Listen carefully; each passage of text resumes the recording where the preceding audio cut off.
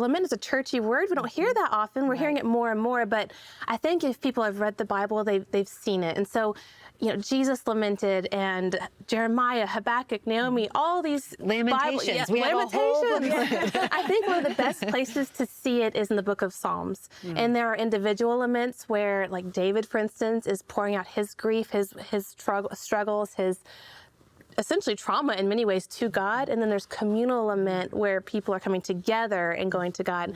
But lament it's so much more than just telling God, this is how I feel. These are all my problems. These are my complaints. Because lament, it comes back to a place of hope and trust in the character of God.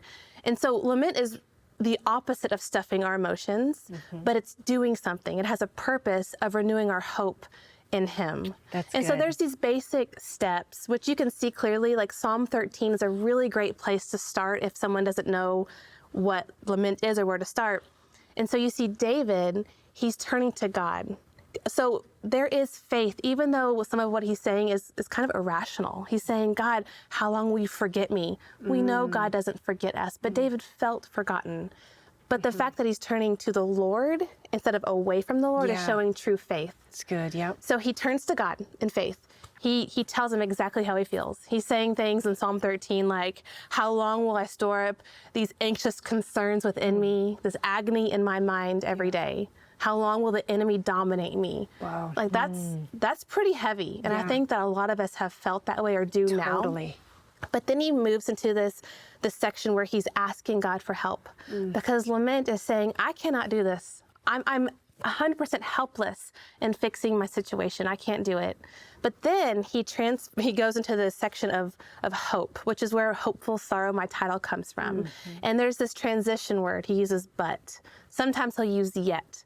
So then he says, but I have trusted in your faithful love. And he says a few more things. Yeah. And that is where we see him transition to a declaration of hope and trust in God. And he might still feel anxiety. And the situation might not have actually changed for him yet. Exactly. But he's saying, I am going to trust in you because I know you are good. Yeah, and so I think Psalm 88 is a treasure in Scripture, because Psalm 88 does not end in hope. Actually, it ends with darkness is my closest friend. And I think that is such a gift to us, because sometimes there have been times in my journey where I really can't even muster up that hopeful ending. Yeah, that's right. But the fact that the psalmist who wrote Psalm 88 is talking to God shows that there's still faith there. And so I find that very comforting, actually, because it's not about doing it just right. And sometimes I'm just like, I don't even have words. All I have are these groanings, and that is still worshipful and right. We see it in Scripture. But lament is so beautiful because it is the language of endurance. It is the language of perseverance, because I can get help all day long, and that's so good, and that helps me. But there's still this life of endurance. We're called to endure as Christians. And so that lament gives me an outlet to daily say, okay, Lord, I'm doing all these right things for my mental health, but I still have to keep going. And so lament keeps me connected to God during these seasons of just simply doing the next right thing.